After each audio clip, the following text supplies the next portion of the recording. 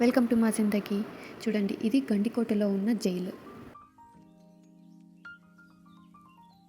ఇక్కడ ఈ గండికోట జైల్లో ఒకప్పుడు చాలా కఠినమైన శిక్షలు ఉండేవట. ఎంత కఠినమైనవంటే చిన్న చిన్న దొంగతనాలు చేసేవారికి గడ్డంకి కొక్కి పెట్టి వేలాడి తీసేవారంట.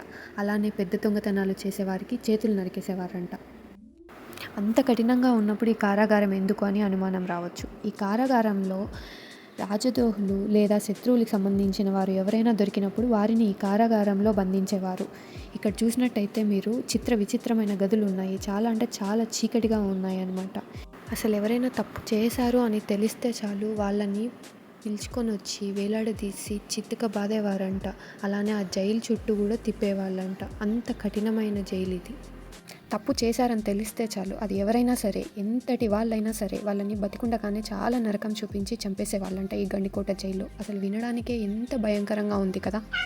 బయట చూడ్డానికి ఇలా ఉన్నా లోపల చూశారు కదా ఎంత భయంకరంగా చీకటిగా ఉంది. వాళ్ళకు భోజనం కూడా అక్కడే పెట్టేవాళ్ళంట చనిపోయిన శవాల మధ్య.